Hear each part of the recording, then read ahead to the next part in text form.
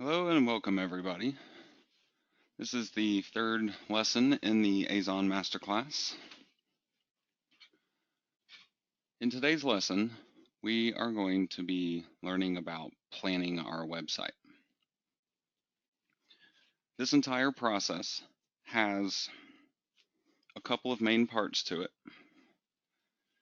Part of it is planning the actual website.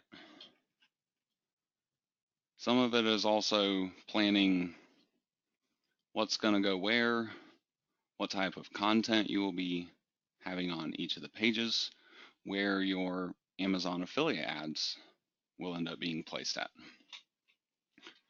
So what you do out of what I will be showing you here today will ultimately kind of affect whether or not your site ends up successful.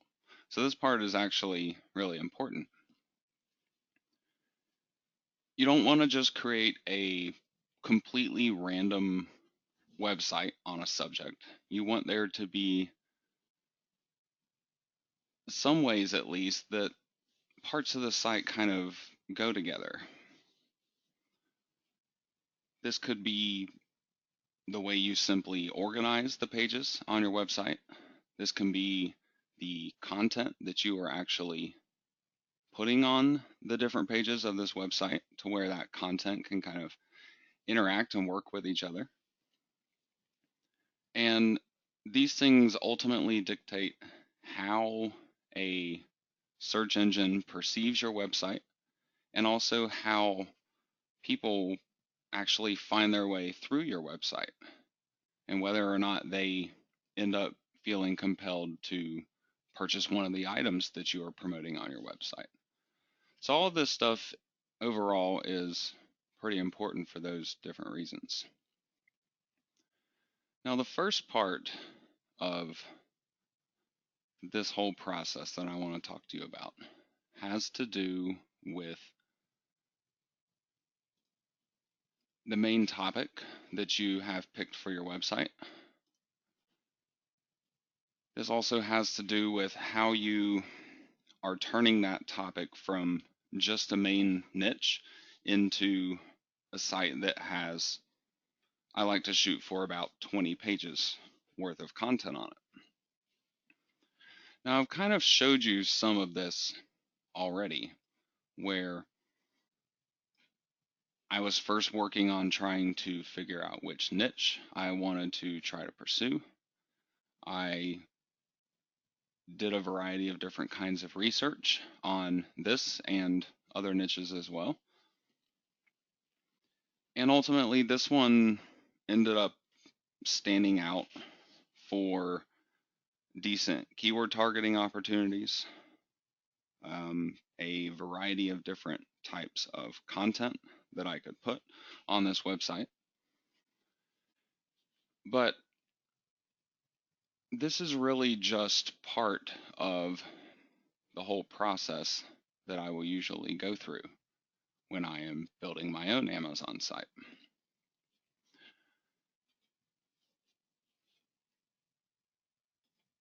One of the main things that I was showing you before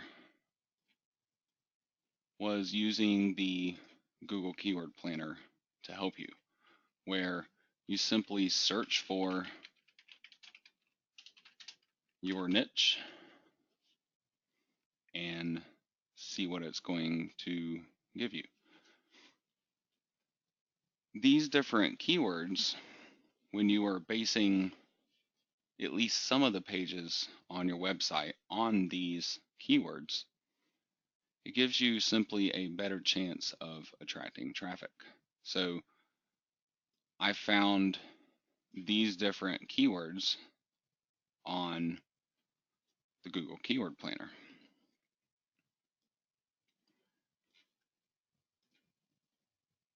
Personally, I find one of the easier ways to do this is to take a look at the ad group ideas. Look for these different group names that kind of stand out and seem like they have a drastically different meaning to where you could have different types of content. So a lot of these types of things, robots for kids and toddlers, robots for adults, ended up coming from a lot of the ad group ideas and even some of the random keywords that I was able to find for this particular niche. Now, there's really a lot more that you can do beyond the stuff that I've already showed you to actually plan a website to figure out what's going to end up going on the various pages of that site.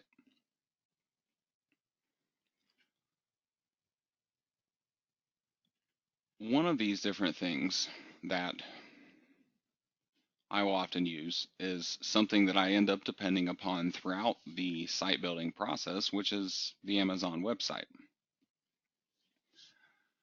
I can go to the Amazon site, search for my niche again.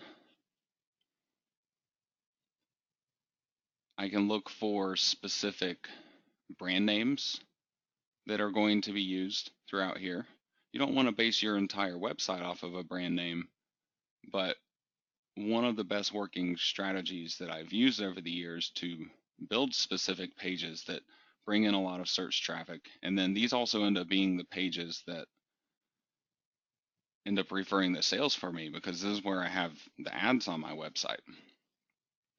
These different pages that have been so successful are brand based pages in most cases.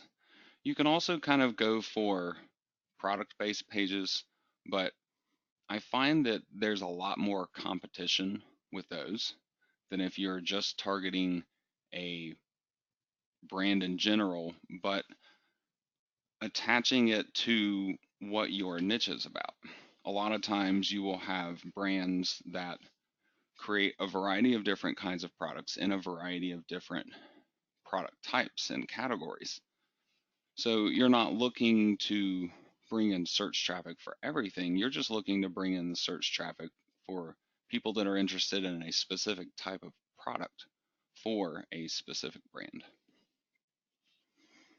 So I already have a number of these brand type of pages that I have picked out from the Amazon site. So Tenergy, for example, is one of them here. And a lot of times you will find that when you go back to the keyword planner, you'll likely end up finding that there's some kind of search traffic for that particular brand. Now, part of the question is whether or not people are searching for your actual product. And if it's a rather large brand, then there may or may not be a significant amount of traffic that just stands out at you for a particular brand name.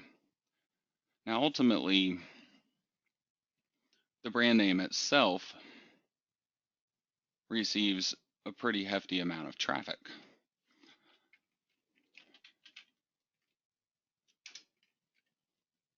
If I get a little more specific with my keyword search, though, I can sometimes find out if there is actually traffic for this specific brand, for this specific type of product. And sometimes it can take a number of attempts to really figure out what people would be searching for if they're searching for this kind of robot for this particular brand.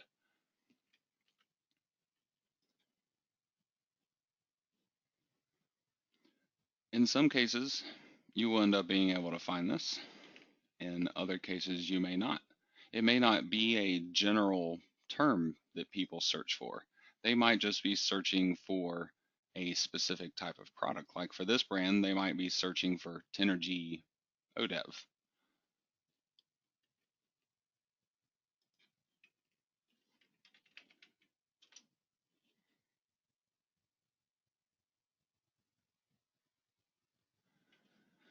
So at least here we have finally found that there is some kind of traffic for us. there is maybe not a lot of traffic for this brand, for this specific type of product, but at least some people are indeed searching for this. And chances are, because we're not dealing with hundreds or thousands of monthly searches, there's probably that not a lot of other websites and a lot of other people that are actively targeting this specific keyword phrase. So I might have a page that is all about Tenergy robots, but then on that page, I would want to make sure that I end up talking about this specific product. During the planning phase of my site, I am looking to figure out whether there's a point to building each particular page on my site. I want to figure out what I will be putting on that site. And so this whole process of learning a little bit more about the topics, figuring out whether or not there's some kind of keyword traffic for the topic, these things can really help me out in the long run by knowing what I should be talking about in my content, what kind of Amazon ads perhaps should I be putting in my content, things of that nature. Now, besides these keyword-based pages and product and brand-based pages, another one that I like to use is something that a lot of marketers actually avoid, which is an informational page. Now, informational pages are not typically the best for referring sales in terms of putting ads on them. But what they can be helpful for is attracting search traffic that is interested in your particular topic. And then you can kind of use these informational pages as a gateway to promoting specific products. But by having these things on separate pages of your website, you're able to build up search traffic not just for one, but two different keyword phrases, essentially, or groups of keyword phrases. So one page on my site might be targeting the brands, perhaps.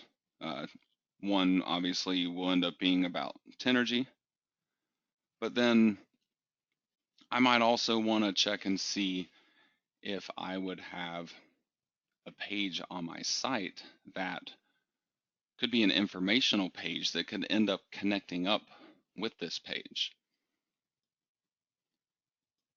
On my list, it could possibly be the robots for kids because this is an educational toy. I might also want to look into simply having a page on educational robots all by itself.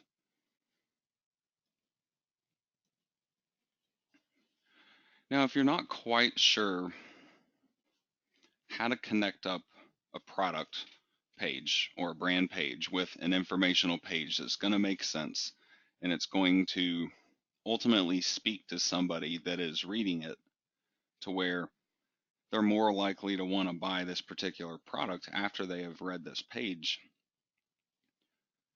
you ultimately need to get in the mind of the consumer. Before they would end up wanting to buy this product, you need to think about what are the questions going to be that are running through their head? What type of things are they researching on a search engine to find out information that might lead them to wanting to buy one of these products? One really easy way to be able to accomplish that without having to do a ton of research on each individual product before you have actually, you know, set into building your site and writing your content for it. You can use people that already have bought the products and have talked about those products on the internet. And once again, Amazon proves to be a pretty effective tool for this because of their review system. If I go into a specific product here, pretty far down the page will be the customer reviews and the customer questions. But you can just click on the links that are up at the top and you immediately jump down to them. So here's the Q&A and here are the customer reviews. Now, sometimes you may not find this Q&A for a product that hasn't really had a lot of business on the Amazon site, or maybe they just simply haven't been posted. A particular product maybe just recently became available and it wouldn't have time to build this kind of stuff up. But for products that are fairly popular, you can have an immense amount of information. So you have, for this particular product, 4 questions here, but then another 392. So 396 questions where people have wanted to know something specific about this product before they end up wanting to buy it. So you can look at this information and you don't want to copy it or anything like that, but you want to learn what the people are asking for, what the solution to that question is. And ultimately, this is the type of stuff that you want to be talking about having to do with this product within the content of the pages of your site. So sometimes this might apply to a brand page itself for this particular product, but other times you might want to use these topics as informational types of topics to where maybe you have a common question or a common problem that you end up seeing popping up for not just one product, but maybe even multiple products that you've been taking a look at. Those common issues can end up being used as informational pages. So you attract search traffic for people that are searching on that particular issue. You teach them how to or what is necessary to overcome it. And then in a lot of cases, you can help direct them to a product that maybe doesn't have this issue or it helps to overcome the problem. It could be a variety of different purposes. But this again is how you pull informational topics out of this niche and out of specific product pages on Amazon. In addition to just focusing on good stuff, because most people that are building a site where they are planning on promoting a product, they will try to make it sound wonderful. And they don't usually want to talk about anything negative or bad about the product. But sometimes, once again, those things that people say both good and bad about a product, they can be things that people are looking for information about. So I like to read through a number of the customer reviews on a particular product and see what people say about it. This guy here, he was a little thrown off by the price at first. I guess at list price for $100. Maybe for some people even the half price at $50. I guess that could be a little expensive for just a toy. Figure out what kind of helped him to overcome this issue. And then this could be, again, something else that you end up talking about on your own website. This guy talks about having a number of different kinds or brands of robots. Robo Sapien, Tribot, etc. And obviously they weren't really good enough. So this can be just one aspect that you end up talking about. You can talk about other products, perhaps, especially older products that maybe aren't even sold anymore. And people that are looking for information on those or things that would be better than it can end up coming across your content in that way. So hopefully this is demonstrating some potential value to you, ways that you can get ideas for what you should be talking about on various pages of your site. It might even give you new ideas for different kinds of pages that you would have on your site. And once again, I mentioned that you want to look at bad reviews too. See what people say is wrong about this product. Maybe they will mention a product that ended up being better for them. Maybe it's something that just happened because of the way that it was being used. Maybe it is a, genuine shortcoming of this particular product. Again, all of these things are great to be able to talk about on your website. You learn about them by looking at these pages, and then when you end up talking about them on your site, you do need to make sure that you are putting all this into your own words, that you're making it sound conversational and not just rattling off a list of facts for them.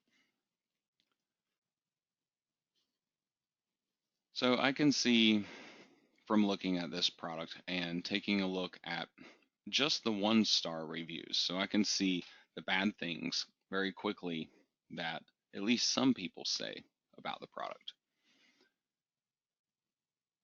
I can see that one person had issues with it no longer rolling fairly quickly after only 3 uses. This person's broke after a day.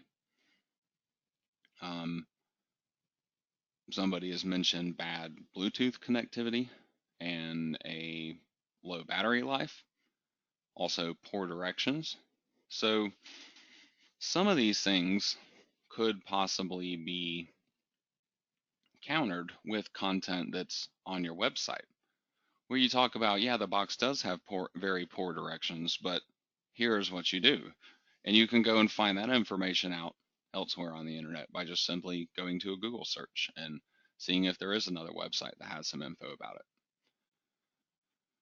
So these are things that directly apply to a specific product that if I was just looking at the product itself, if I was just looking at a list of features about the product and whatever the manufacturer put out, I probably wouldn't know these things. And so it would not end up being on the content of my website as a result.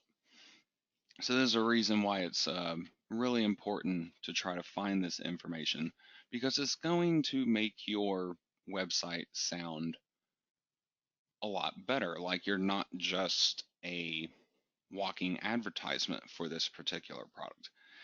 It will be more like you're somebody that's actually used and experienced this particular type of product.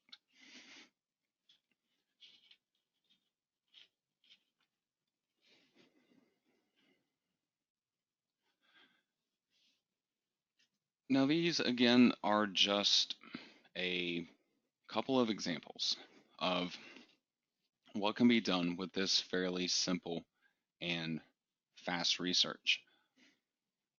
Try to take as many notes as you can as you proceed through this process. And this again can also end up building a larger list for you. All of the keyword phrases that you find about your niche and all of the other things that people search for having to do with your niche, the different brands for this type of product. All of these things are added to this list that we've been making. This way, you get to where you have a pretty clear picture of what your site will end up being about. You know the different brands that are going to be there. You know the different informational topics that you might be wanting to talk about. And at first, this is going to be a rather broken up list of different words and phrases that relate to your product. But hopefully, after you do enough research, you'll start to see how these pages could be grouped together with each other in a way that they would make sense to somebody that is navigating your website. One of the easiest ways that I find to separate content on a site like this is by having a group of the product or the brand pages and then having another group of the informational pages. But in some cases, I might break the informational pages into more than one main topic. With this particular product type and the niche that I'm going after, there are not really too many different kinds of content here. I could maybe have a category that was different types of robots. So I might have the dancing robots, I might have the educational and the dinosaur robots, possibly Lego and the Mini. But really, when I get down to it, any of these different categories would ultimately connect up with a very small number of these informational pages or a very large number of them, to where there wouldn't really be a balance to it. I don't want to have two different informational page categories and one of them has 8 articles and the other one only has 2. I would rather end up just grouping those under one main informational category. So, in a lot of ways, this entire process of figuring out what's going to go where, how it's going to be organized together, should really just be done from the perspective of what makes the most sense. What's going to make it easy for people to navigate through my website to be able to find what they need. This is also useful though for search engines because they prefer when your content is neatly organized like this. It helps them to figure out what your pages are really about and ultimately what your entire website is about. And then you'll be more likely to end up ranking on keywords that have to do with that overall topic that Google and possibly other search engines are able to pick up from looking at how your site is arranged like this. So beyond a section of brand pages, beyond a section of informational pages, I really just have kind of the main backbone pages of my website. I have a home page that is going to connect everything together, and then other pages on your site that may not be entirely necessary in some cases. Could be things like terms of service pages, different kinds of agreements, if that type of stuff applies to your website. But usually with a content-based website, I don't find a need to have a lot of that kind of stuff there. The one main thing that I do need to make sure I worry about is displaying the Amazon affiliate agreement statement, where it just says that, your website promotes products for the Amazon Associates program and that you may receive a commission when people buy them.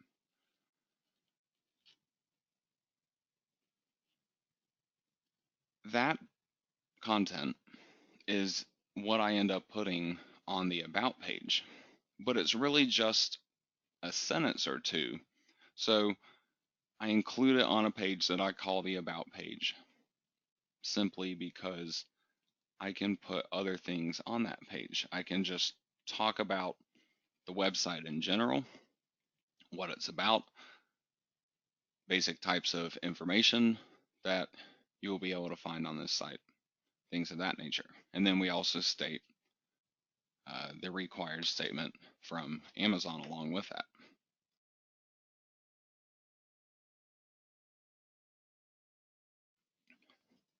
So overall,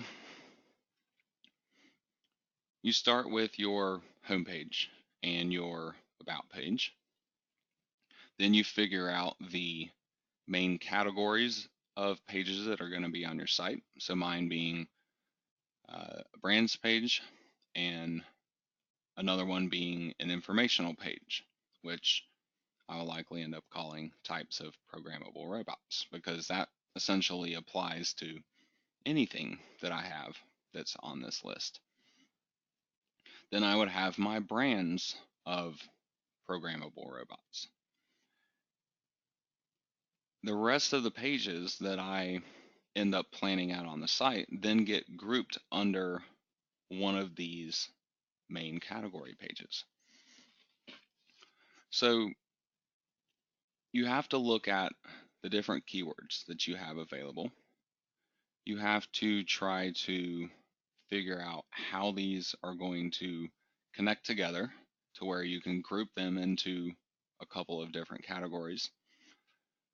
And then ultimately you need to have somewhere around 20 pages of potential content for your site. So you could very well end up with a listing of keywords and different potential topics and brand names. You can maybe have 40 or 50 of them. And you might potentially be able to build out a site that's that large, but it takes a decent amount of work to put together a 40 or 50 page site. You also don't really know whether or not the site will be successful. Did you pick the right niche? Did you pick a product type that sells online? Did you pick something that you can reasonably get search engine rankings for so you can actually get traffic to the site?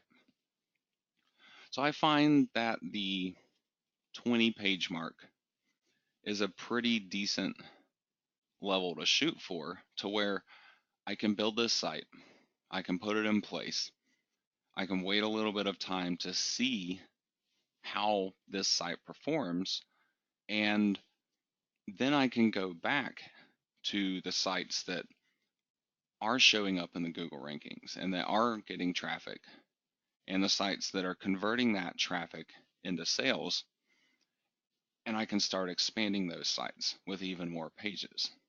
So the more pages and different types of content that I can build on the site, as long as they relate to the niche that I'm actually trying to target. I don't want to get broader to be able to expand the website. I want to stick to my topic. As long as I can do that, the more I expand a site that's already successful, then the more successful that site will continue to become. Because if Google sees numerous different pages on your site being valuable and relevant to the main category that you're trying to go after, the main niche that you're targeting, they're a lot more likely to take notice of additional content that your site publishes. So you can expand your reach in terms of the number of different keyword phrases that your site is trying to bring in traffic from. So this entire organization process is figuring out how all these topics go together. It's also, in some cases, reducing the number of topics that you have. If you have a couple of different categories that are extremely similar to one another, for example, these I kind of already ended up combining. Robots that are for kids and robots that are for toddlers. To a certain extent, those terms can kind of be interchanged for each other. Not all kids are toddlers, but all toddlers are kids. So people searching for a toddler robot might also be searching for ultimately that term, but using the word kid instead of toddler. So instead of trying to build a page about robots for kids and then a completely separate page about robots for toddlers, I can combine these into the same page and I can talk about them all together. But maybe I could split up the content in a meaningful way. Have robots for toddlers that are between certain ages, and then work my way up in age level and talking about different robots that are available for the various age levels of kids. This gives me not only a page that would end up being useful to somebody that is looking for a robot for their kid, it gives me a lot of keyword phrases that I could end up potentially targeting on that page.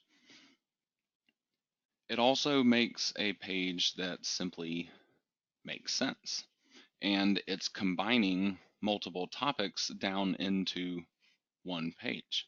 So situations like this that you can recognize within your list of potential topics, this is the point where you need to be weeding these things out, either by eliminating topics that are too similar or simply combining all of this into one single page. That way you can target both of the topics still, but you do it all within one page of content and just simply address both of those things within the content itself.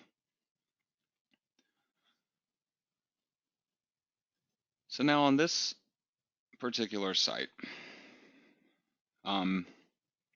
I've obviously figured out what pages I want to build, what I want those different pages to be about, but I still don't really make a final decision on each of these individual pages in terms of, is this really what this page is going to be about? Will I be able to create 500 words worth of content for this page? I don't decide that for sure until I actually know that there's enough information. If I find that there's not enough information, if I can really only say 100 or 200 words about one of my topics before it starts getting repetitive, before I just really don't have anything else worthwhile to say on that topic, then these are situations where we definitely need to be combining some of these subtopics. That way I can write a couple hundred words about one thing and a couple hundred words about another thing, combine this into one single page, and then I end up with a reasonable amount of content for the entire page instead of coming up short with just a really short page about one very specific topic.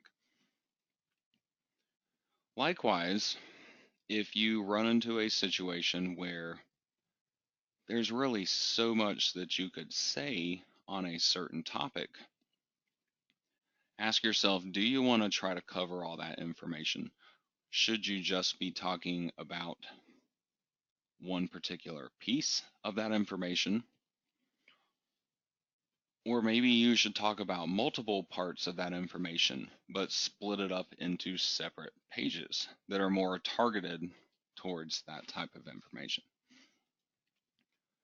Um, One example being here, again, the kid and toddler page. I'm likely going to have not a ton to say about each of the individual age groups that I could come up with for this page. I might be able to write 100, 200 words or something like that for each of the different age groups where things really start getting repetitive. So this works for me to combine it all into one page. But what if when I get into my research, I find out that there's a lot more that I could and maybe even should be saying about each of the different age groups? Maybe there's 500 words worth of content for each of the different age groups. I would want to consider, do I just focus on one of them, or should I try to split all this up into separate pages, or do I want to have one extremely large page? Sometimes a really large page, something like 2 to 5,000 words worth of content, as long as that content is meaningful and structured around different types of related keywords that could be targeted, those pages can end up doing exceedingly well in the search rankings. But sometimes they can be a little more difficult to navigate for site users if it becomes exceedingly large. So ultimately, you're trying to figure out not just what all these different pages are going to be, but whether or not you have enough to say about each topic, or whether you have too much to say. And that can end up affecting, again, what you plan to do on each specific page. Now, there are a lot of different ways that you can go about trying to figure this out. For example, when it comes to robots for kids, what are the different age groups that I should be focusing on? And ultimately, how much could I really talk about for each of these age groups? I could search for this type of stuff on Amazon and just look for robots for kids. Sometimes Amazon will break a toy range down for you. Like over here, they have newborns to 24 months, 2 to 4 years, 5 to 7, 8 to 13, and then 14 and up. So I might want to structure my own website around these different age ranges. But I also need to know, is there actually something like that available? Is it available on Amazon to where I could potentially end up referring a sale on it? Is that specific type of product even one of the brand names that I am trying to target? Because otherwise, I might need to reconsider what my different brand pages are going to be about. I'd rather have a direct connection between these informational topics and my brand pages if I can set something like that up. Otherwise, we kind of have a disconnect in our information where our informational pages really don't relate to specific products that we are promoting, and then that makes it more difficult to try to send traffic along to those relevant product pages. So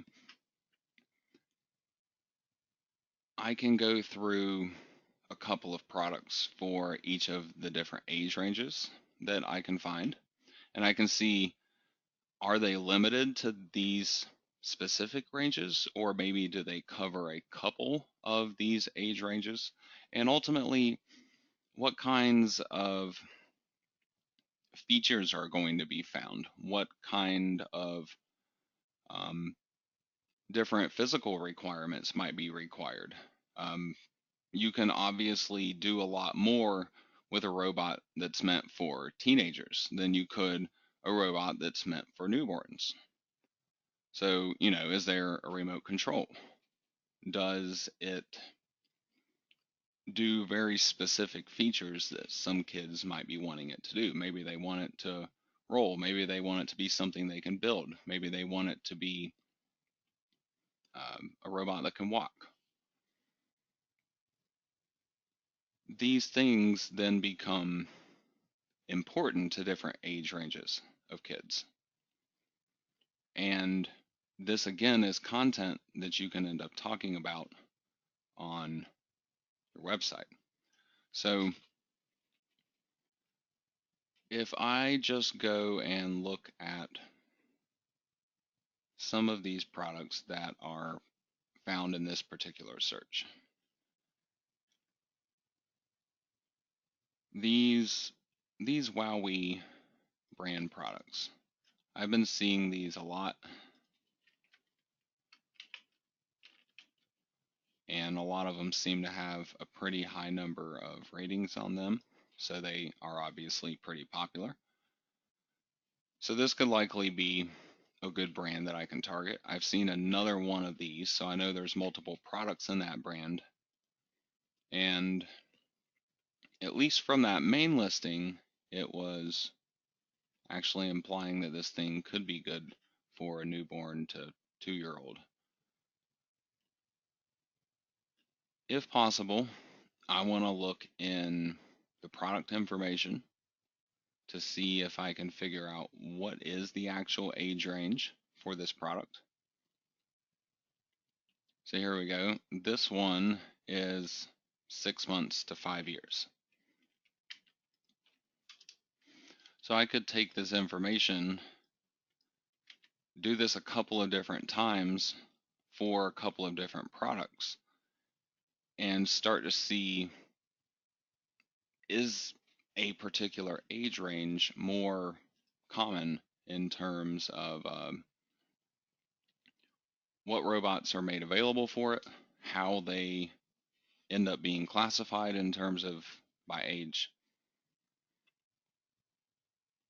And so then I can come up with the different parts to this page that's going to be just for kids and toddlers. I might call a low age range like 6 months up to 4, possibly 5 years. I might call that group the toddlers, but then I could also have a section that ranges from other ages too. Maybe I go 6 months to 4 years, and my next one could be 5 years upwards of another common level that I end up finding. It might be something like 8 or 9, where kids become a little more advanced and they're looking for more sophisticated products to end up using. And I work my way all the way up to the top age ranges, getting up into the teenage products potentially even. So I can figure out what I would want to say about each of those different groups and which brand names or which products could I recommend to people in those different groups. Because I can talk about all this stuff on my informational page, and as long as it connects to another page on my site, the Wowie product that I was looking at before, this one, being recommended for 6 months to 5 years, it could be potentially recommended for this group, but that's kind of the bottom age range for this group. It might be more appropriate, at least, to recommend it for this particular age group. So I write up some content about this age group. I recommend a specific product for that age group. And then I can just link that section of my content up with the appropriate product and brand page that actually has the advertising on it. This way, people aren't driven off immediately when they land on your site by the advertising. You separate those steps, and plus other things I've talked about already, where you're getting access to a wider variety of keywords that you can target. Now you can also, beyond using Amazon for this type of research, to figure out these connections, to figure out the types of content that you will end up putting on each of your pages. You can use Google and just search for a particular topic that you want to be targeting. See what Google is providing you for the top 10 pages. Look at a number or even all of those different pages and actually read through them. See what they are putting out there for that topic. Again, you don't want to end up copying other websites, but there's certainly nothing wrong with using other websites for educational tools. You can learn about a content topic. You can learn about the different things you might want to say about it. It might also give you new ideas in terms of kinds of products that you could target with it, or just simply different sections of a page that you might want to write. Because ultimately, any of these topics that you're going to write about for your website, you don't really want to be explaining the entire topic in just a big never-ending article. You want to be able to split that article up into a number of different meaningful pieces and put a little bit of header or captioning text to go along with a couple of paragraphs of information about it. So when people are just looking for knowledge on one particular thing that you are talking about on that page, they won't have to read through a bunch of stuff that's really not going to be relevant or important to them. They can just skip forward to the part that they were looking for and read it and go from there. So using Google here as a really easy example again,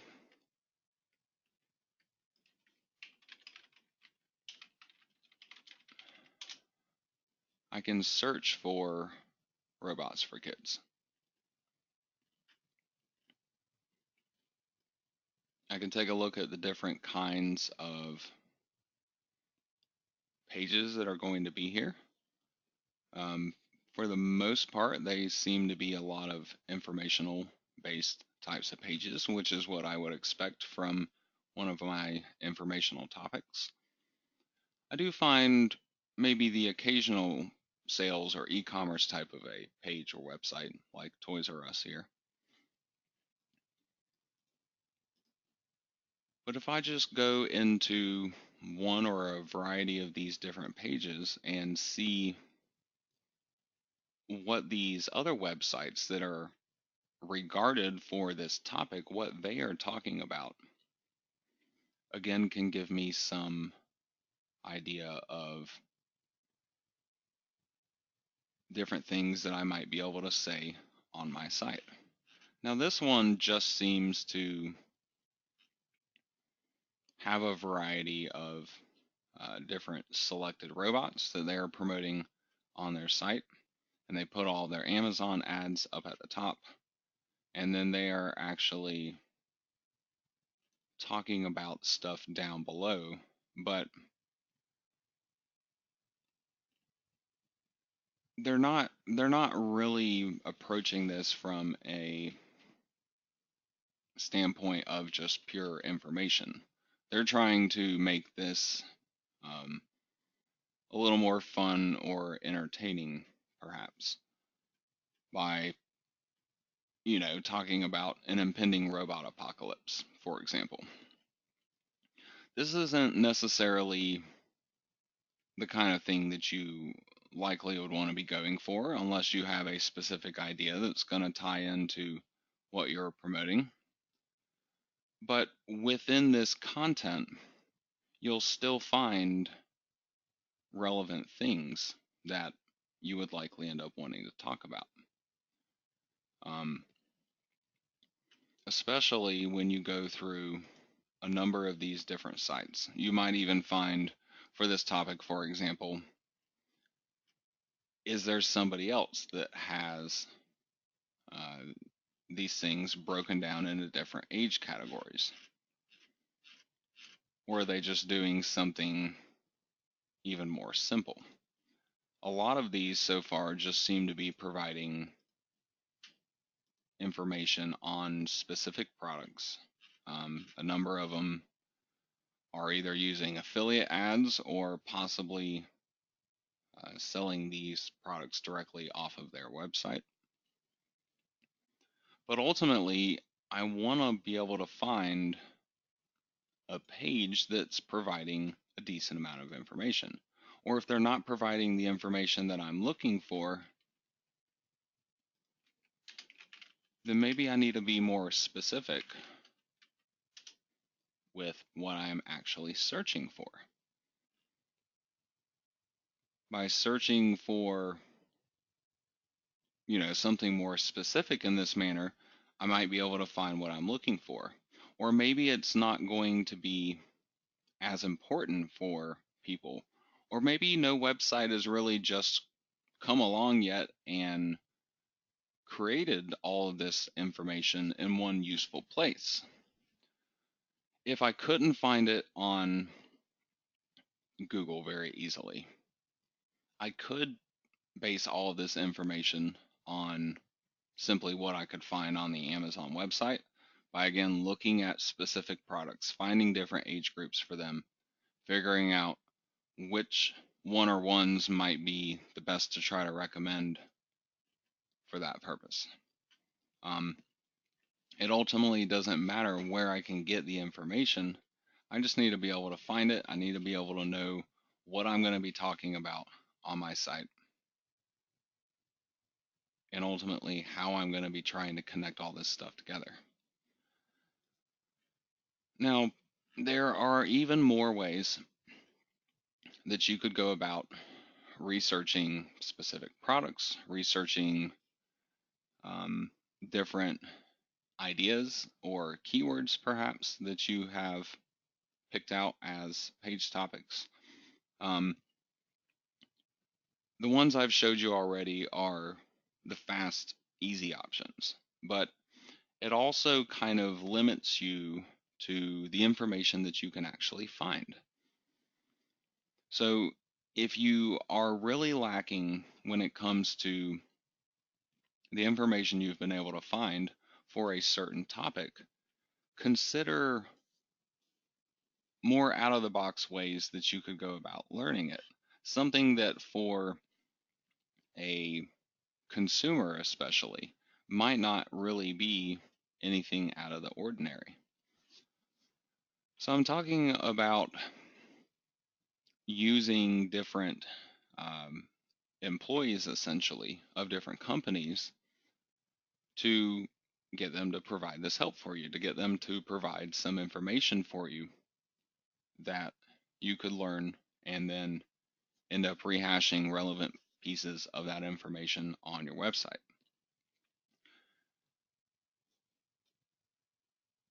Doing it this way,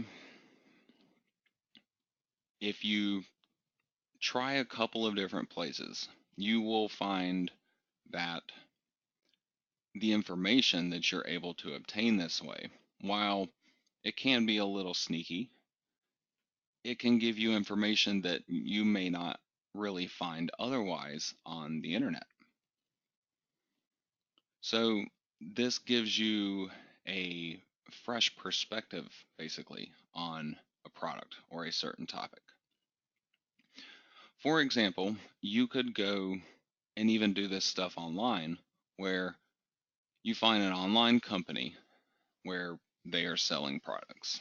Not Amazon, but you want to go smaller than that to where you could actually get a hold of somebody that's actually working for that company, whether it be in sales or customer service or something of that nature.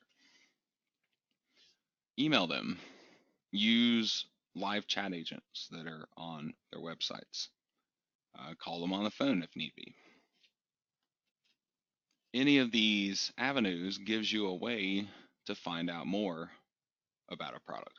So maybe I wasn't really sure about how to select the right product or what might be the best for a certain age range. Maybe I couldn't find um, the best thing that I wanted to choose for the toddlers. I could find a couple different sites that sell these toys and try to get a hold of their sales team or customer service and ask, you know, I have a 2-year old son and I was thinking about getting him a robot for Christmas this year, or maybe for his birthday if it's not near the holiday season. And see what they'll tell you about it. See what kind of information you can gain. Now, obviously, the trick there is you can't be like, hey, I'm building a website, I want to learn about this. You need to pretend like a real customer that's interested in the products. Now, this can also be applied to actual stores as well. But some stores, at least, may not really have people that are walking around that can easily answer things and be especially knowledgeable about the products. So, usually, when you go to much smaller retailers in person, um, you can find people that really know what they're talking about and can offer quite a tremendous amount of information. Now, for this particular type of product, I would have a number of different avenues of pursuing that type of information if I wanted to. I could obviously look for a number of different toy or maybe even specifically robot retailers that are online that would have a customer service. I could go to toy stores like Toys R Us. I could possibly go to Best Buy. I could maybe even go to um, some kind of local small business toy retailer or uh, electronics toys type of a retailer. That alone gives me roughly 3 different places locally that I could go to. I could probably come up with a lot more. Things like Walmart obviously would probably have toys like this, but I would want to consider where could I actually find somebody that would be able to answer a question for me and give me decent information that would end up helping me out. So you use all these different resources that are at your disposal to be able to learn about these products, to be able to learn about the different topics that you are wanting to talk about. As you do this, make notes on your main list under each of the different topics. This way you come up with a clear idea of what you're really going to be putting on this site. So once you have done this for all of your different topics,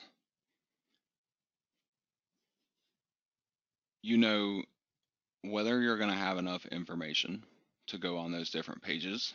This would be a time where I would end up making last minute changes as far as the different pages and what they're going to be about, and maybe even how they're going to be arranged on my website. It also gives me a really great picture of what my entire site is going to be. So I can kind of gauge, is this something that I think will actually be useful for people? Is this something that I think will actually be able to bring in traffic for different topics and refer sales on products? Am I, going after the right topics? Am I going after the right products or brand names?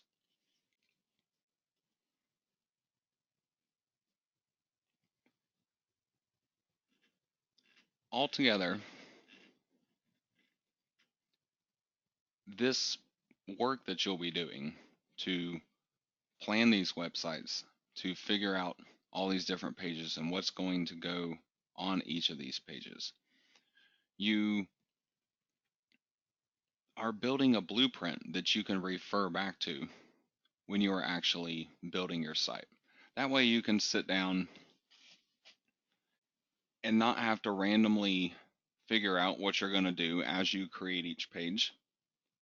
You could just sit down with a word processor on your computer and type out articles for these different topics and be able to go and put this entire website together because you're creating a plan for it. You're going to know ahead of time what's going to go where, how everything's going to connect to each other.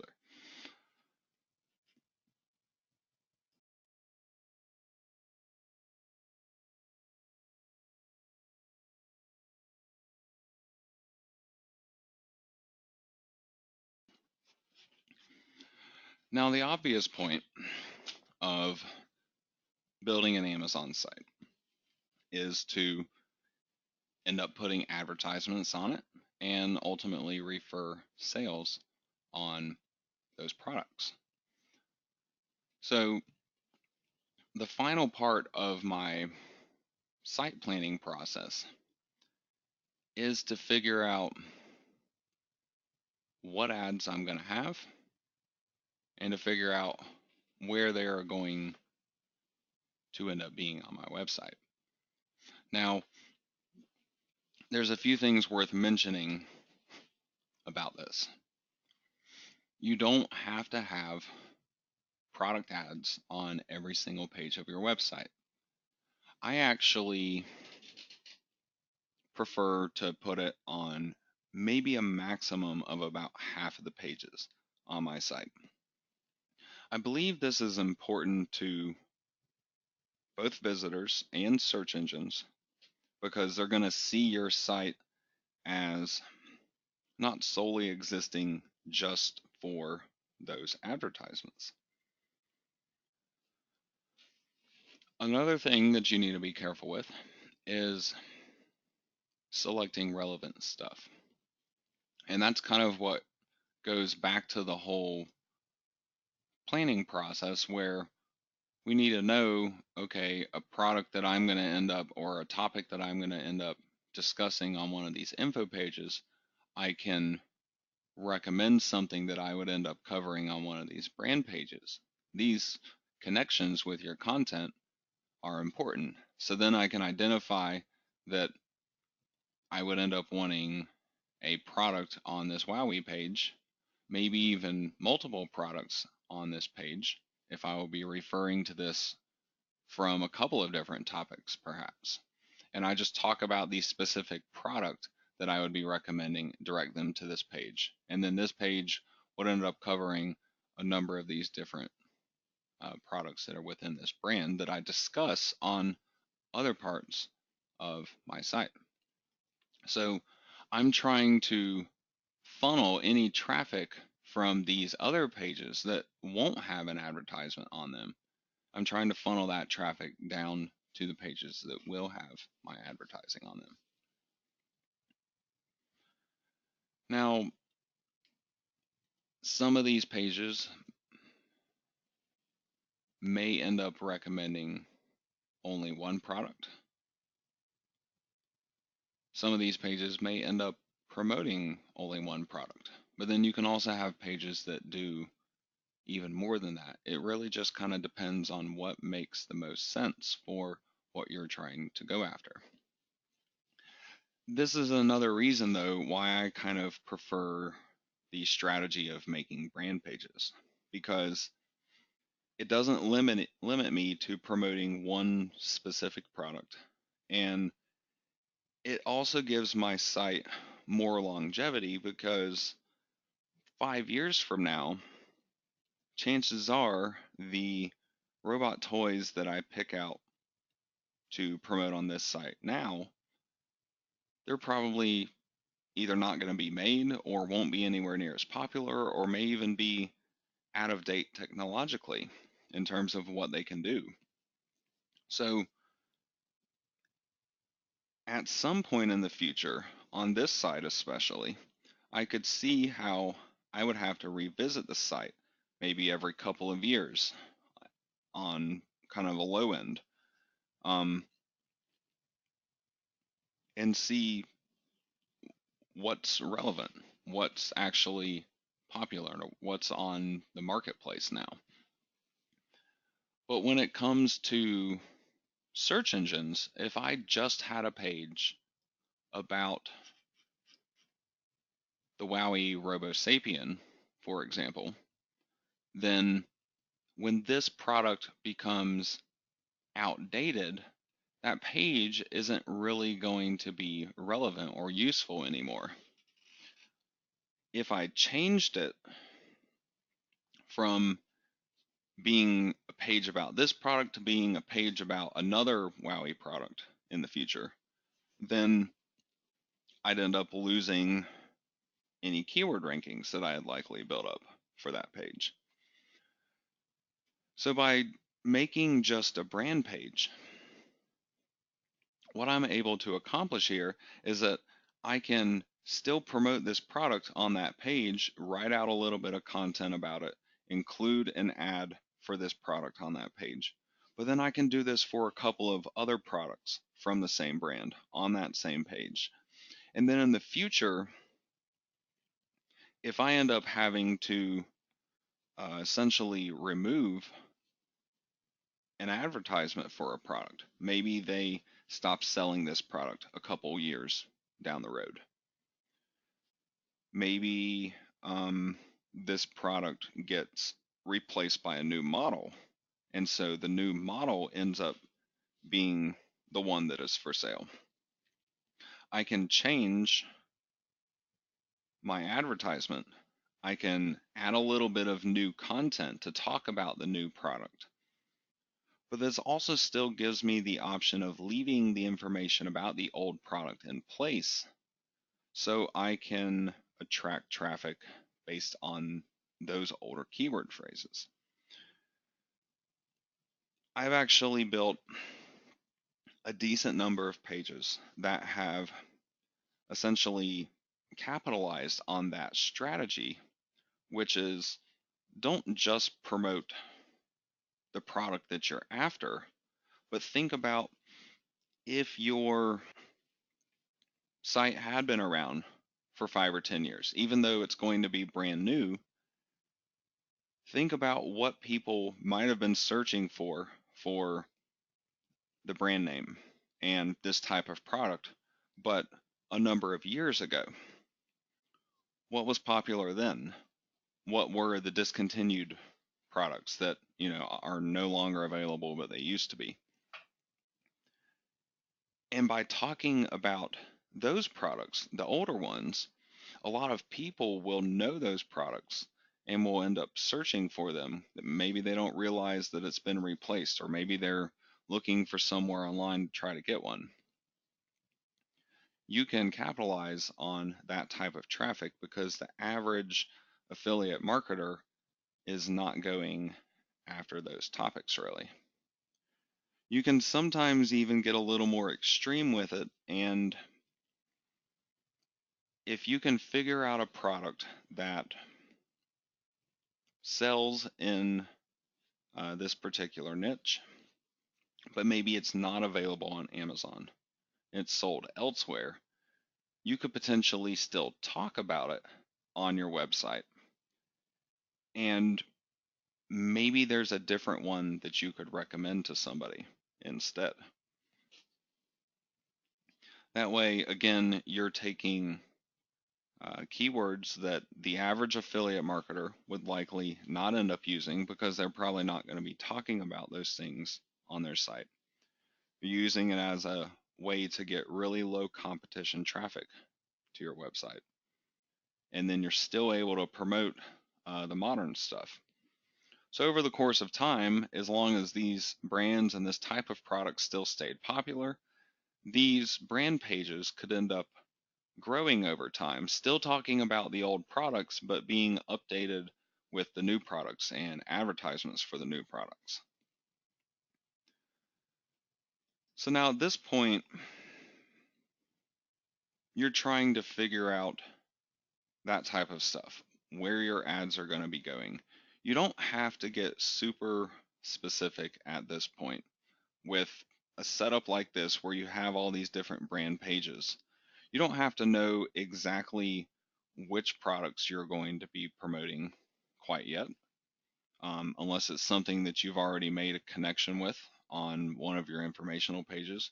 But you do need to know whether or not there are going to be products associated with each of the different brands that you might be targeting. Because maybe those products exist, maybe people are searching for them, but maybe they're not on Amazon. And so that could end up drastically changing whether you want to target that brand name still, whether you want to try to still target it, but maybe recommend a different type of or a different brand name of product to the people that come in on that page. Um, it can really just kind of depend on whether or not you think the keyword phrase could be pretty low competition or not, as to whether you'd want to try to go after something that might not have a direct advertisement that you could use, but to where you could still turn it into traffic that could end up purchasing something off of your site. Now, once you know that the different brands that you're going to be targeting or different types of product pages that you're going to have, once you know that these have a viable advertisement that can go along with it, or a way you could convert that traffic into a sale. Once you have figured out the different things you want to talk about on these individual pages, both the brand and the informational pages. This again basically is your blueprint for building your entire website. So you can go through and just write everything that will need to be written for the site.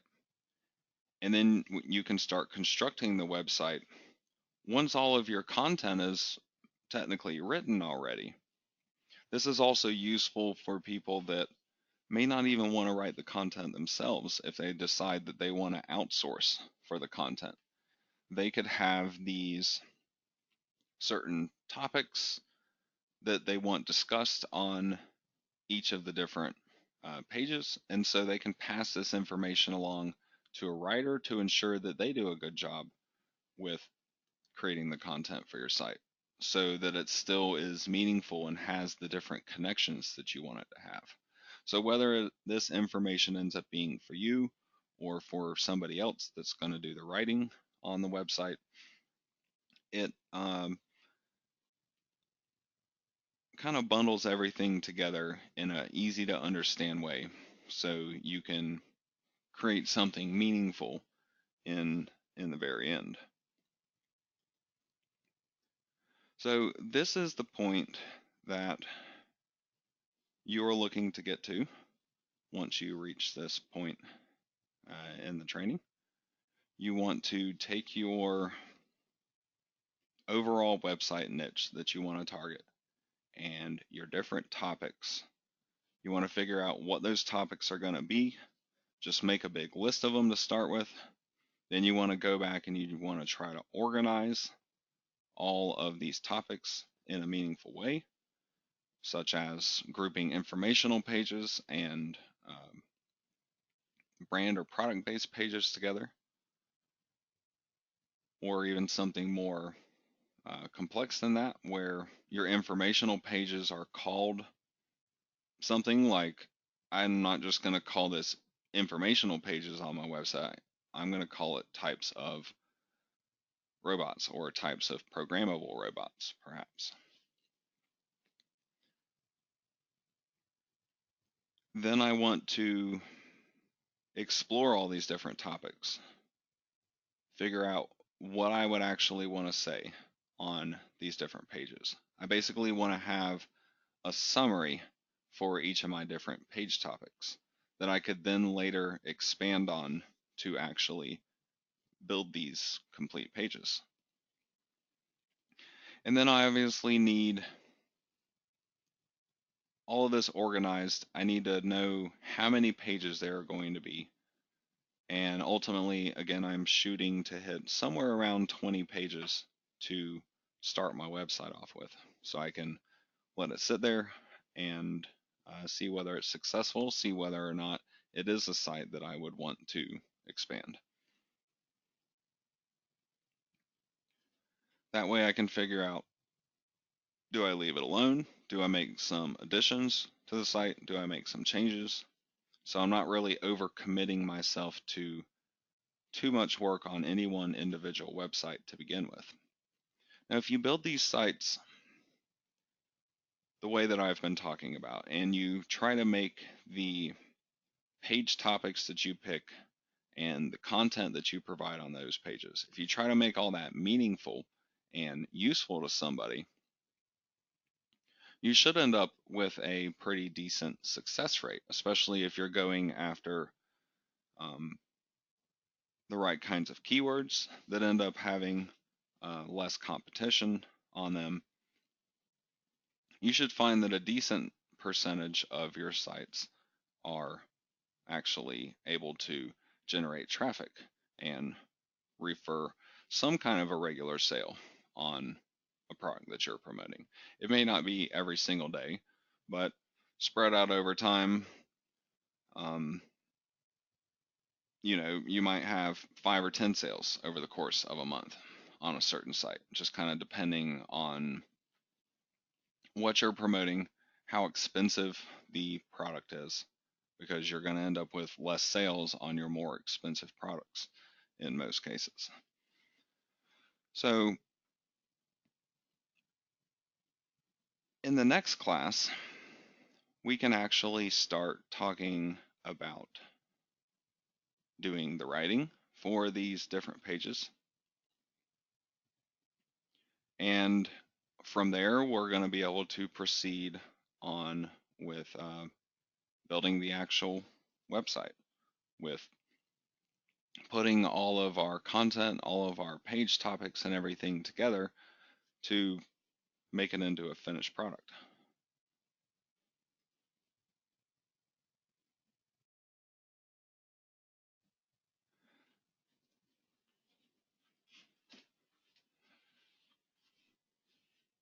Now I would like to go ahead and open the floor to any questions you may have.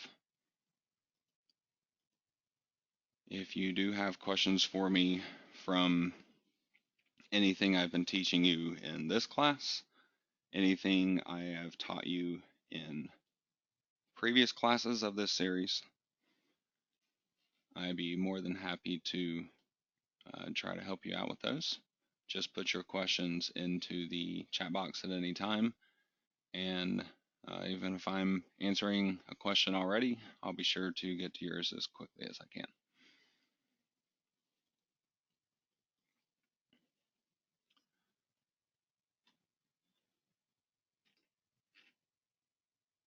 Let's see, Peter has a number of questions. One is, if you see a lot of searches with your product and the words like deals, discounted, or best, would I consider putting those words in your domain name?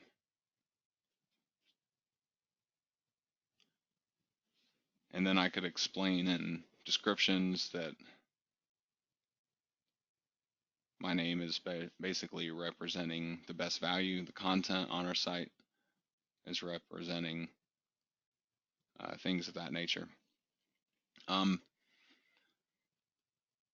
don't know if I would necessarily make that part of my domain name.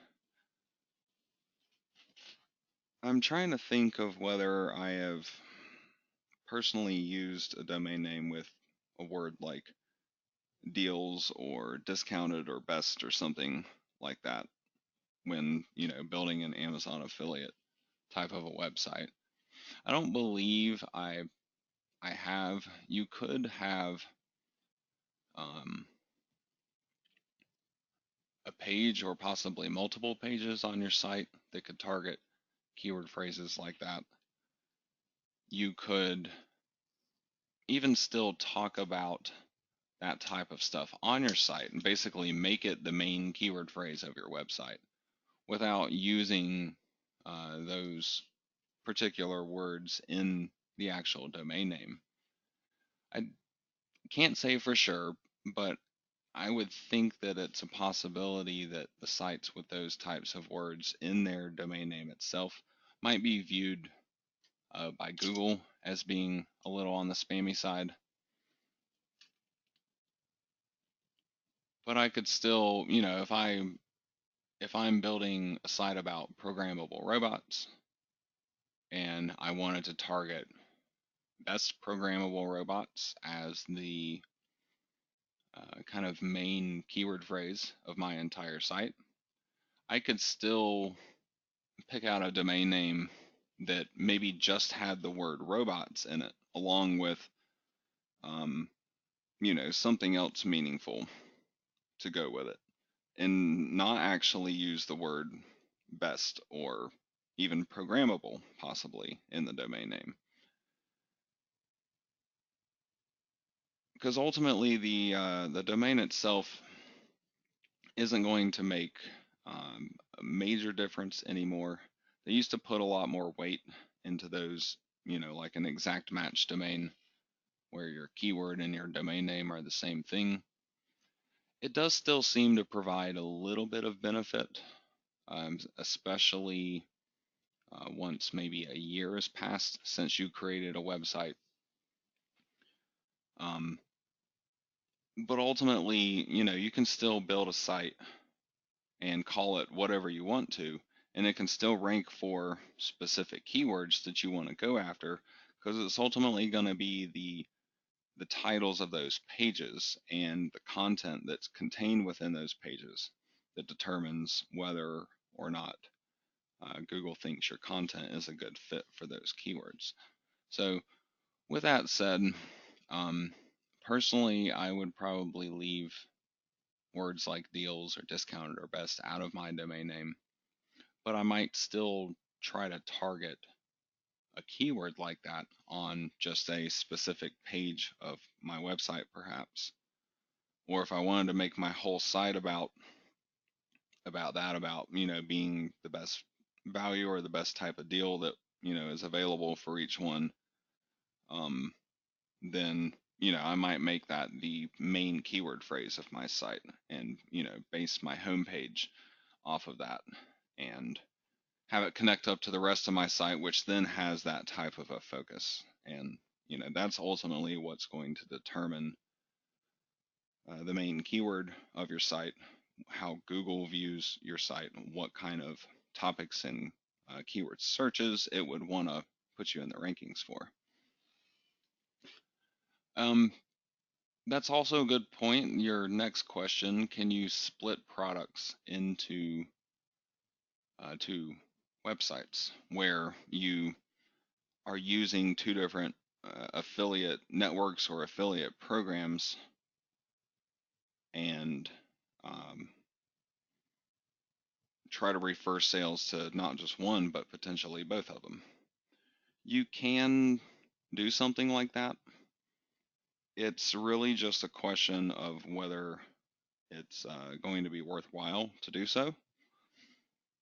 If you don't really know um, whether or not a site will be popular, if you don't, even if a site is popular, you might have specific pages of a website that are a lot more popular than other pages.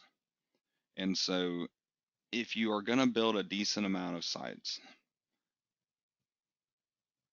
juggling two different affiliate programs may not be that big of a deal. Um, if you're just going to end up doing one website, then other considerations might start to come into play there, where I would wonder, does one of these sites or affiliate programs have um, a payout minimum? Do I have to make $10 on a site before I get a check? Do I have to make $100 on a site before I get a check? If you only have one site and you don't really know ahead of time whether or not certain parts of that site or certain pages or certain products are going to be more popular than others, then you can end up sometimes wasting ads on some of those, perhaps private sellers or third party sites besides the Amazon website.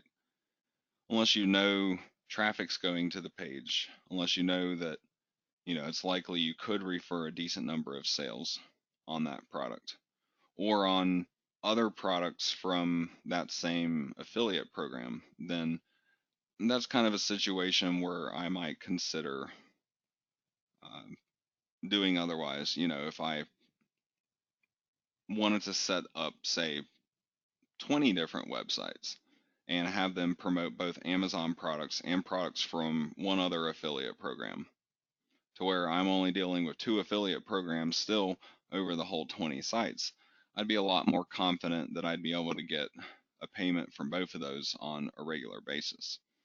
Otherwise, if I only had one site, then, maybe I earn a monthly payment from Amazon, but maybe I have, a smaller amount of money just stuck on this other website until I make a certain amount. And then maybe I'd only see one or a couple of checks every year from the other affiliate program.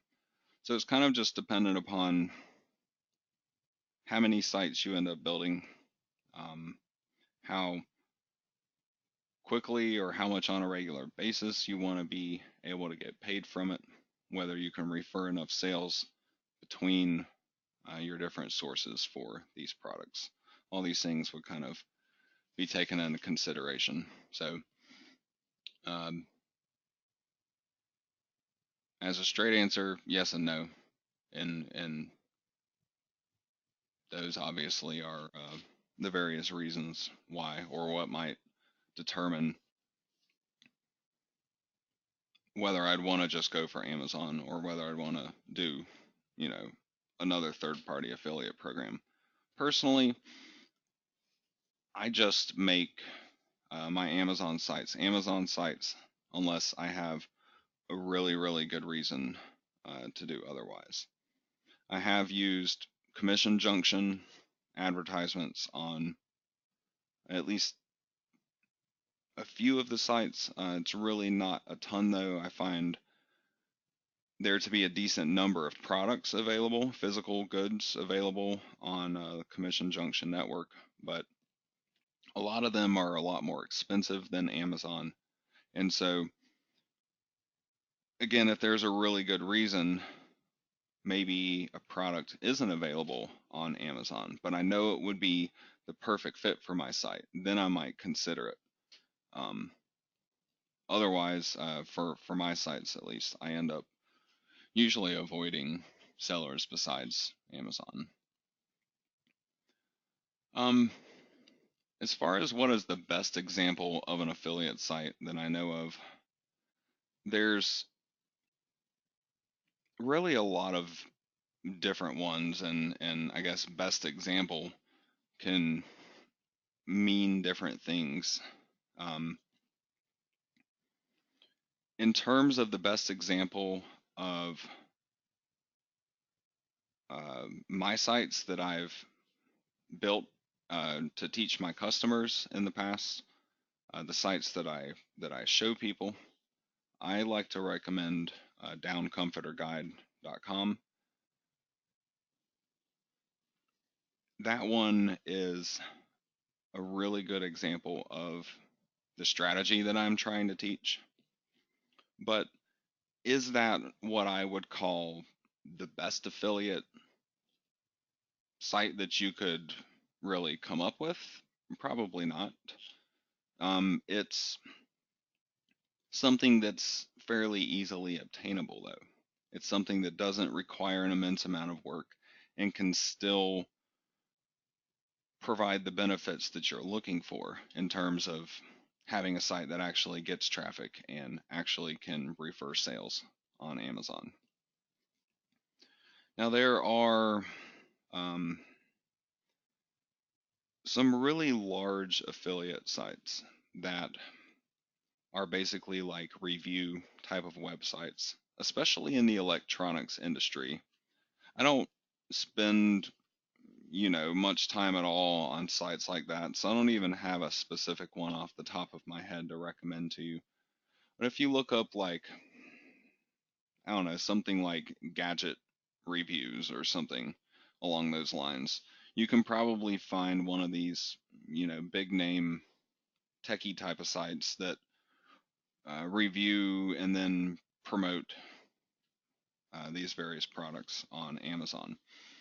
Those are ultimately what I would consider to be uh, maybe the best example of any kind of an affiliate site that you could build.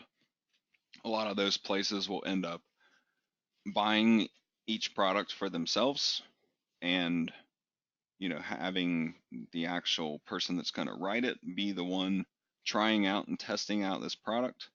They'll do all kinds of different research, and ultimately they provide, in most cases, like multi-thousands of words worth of content about these products. And they're covering pretty much every different aspect or angle that they can come up with, things that people would want to know about a product before actually buying it. And then they just promote the product on Amazon. So even though I might consider a site like that to be the best type of an affiliate site, I also know that something like that isn't feasible or may not even be obtainable for some people. For example, if you are actually going to buy everything that you are going to promote on your website, that alone could cost a pretty hefty, amount of money depending on the things that you're trying to promote.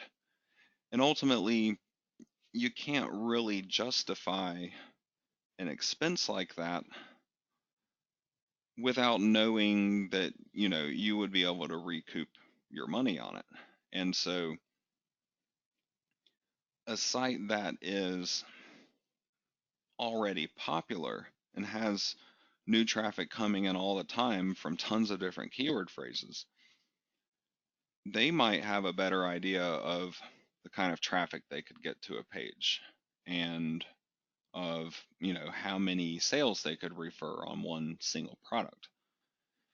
If, for example, if you're getting paid 4% by Amazon, and for a lot of these, techie types of websites that are doing this thing pretty successfully, they might only be getting nowadays 2% or something off of a sale. So they might have to refer 50 sales on a product at a 2% commission rate just to break even. If they're getting a 4% commission rate, then, they'd have to refer 25 sales on a product just to break even on purchasing that product to be able to review it. So again, that's not something that's very feasible for a brand new affiliate site, especially if, you're just making your first one. You don't know whether or not the niche and the keyword phrases you picked out are actually going to be successful or not, whether or not Google will take notice of the site the way that you build it. So that's kind of, I guess, the best example of maybe a couple of different levels of affiliate sites. Um, you don't have to do something crazy amazing. You don't have to make the absolute best example of an affiliate site that you can think of for this purpose. You want to be able to make something that's at least good enough to get started with. And then if it becomes popular, you can certainly decide to expand sites. You can, if there are new product releases in your niche on some kind of a regular basis. You could certainly start trying to add new content over the course of time as new things are created and released for your niche.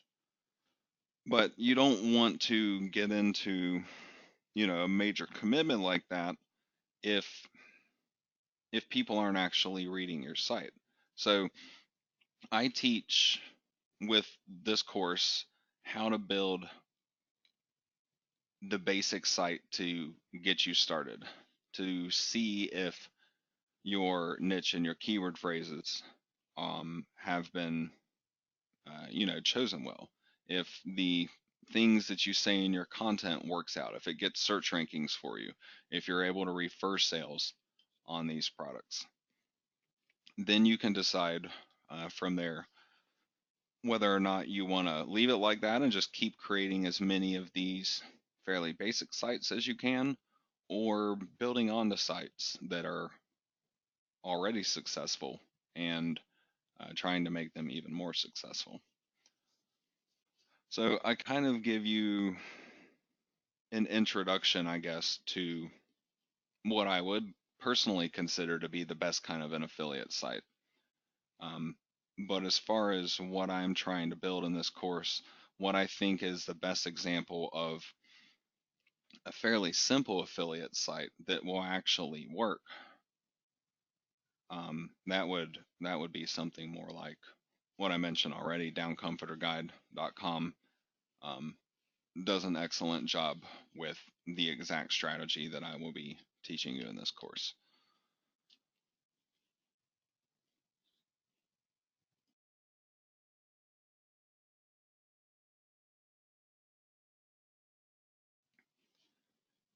And let's see, you're also asking, do I use content creating software for writing any of my website content? I do not. Usually, the content creating software will just be pulling that content off of other websites, for example.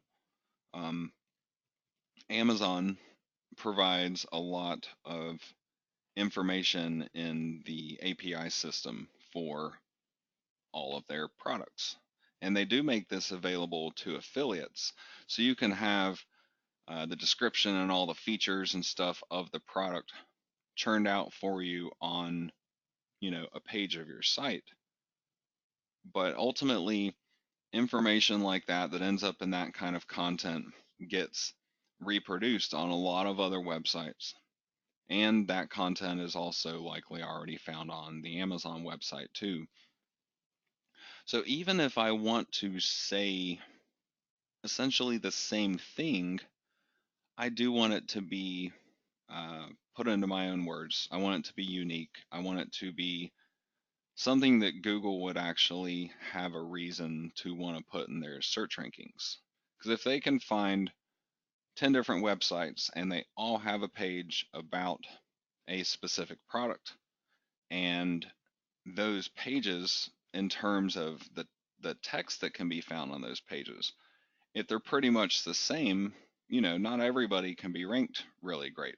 And if there's a bunch of different pages that have all the same thing on it, then Google might not even want to rank any of them very well.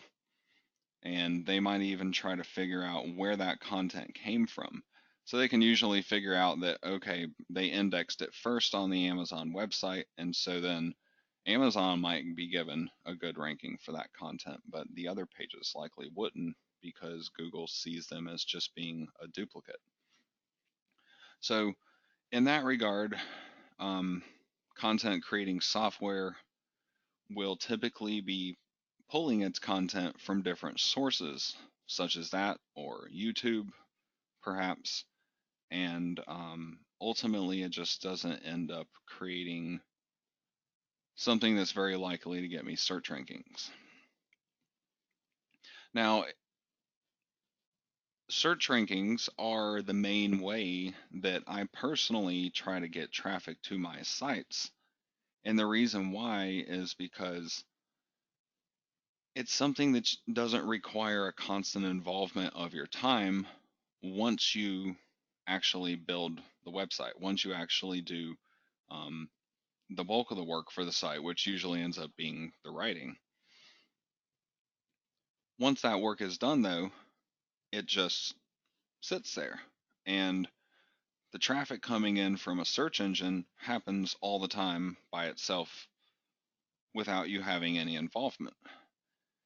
If you're not going after search engine content, though, it usually requires constant involvement where maybe you're trying to get social media traffic. Um, you wouldn't just be able to do a one time piece of work to put up on the social media site and expect it to continually generate any significant amount of traffic for you. You'd have to kind of like build a fan base for your niche and constantly be talking about something new or different or relevant on some kind of a regular basis. So beyond something like that, you really only have stuff like paid advertising. And I don't find paid advertising to work out very good with Amazon because it's usually pretty hard these days to pay less for an ad than you end up making on one sale of a product. And you don't just send one or a couple of people to a page on your site before you end up referring a sale. You might need 20 people, you might need 50, you may even need 100 people to look at a page on your site before you refer one sale on whatever product it is you're promoting. So it's just hard to turn a profit doing paid advertising. So to a certain extent, it can kind of depend on what you're willing to put into a site in terms of work. If you were going to have traffic solely from sources outside of search engines and the free traffic that they can provide, if you're willing to put forward the work to do the other stuff, then you potentially could be successful using the content creation software to write the whole website for you. Now, what you can do with content creating software in some cases, as long as it will give you the options to do so, is you can use it to do at least some of your content creation for you. You really don't want that to end up being the main or the majority of the content that you have on your site, though. For example, on a brand page, maybe you're going to have, say, 3 different products from that brand being promoted on a particular brand page.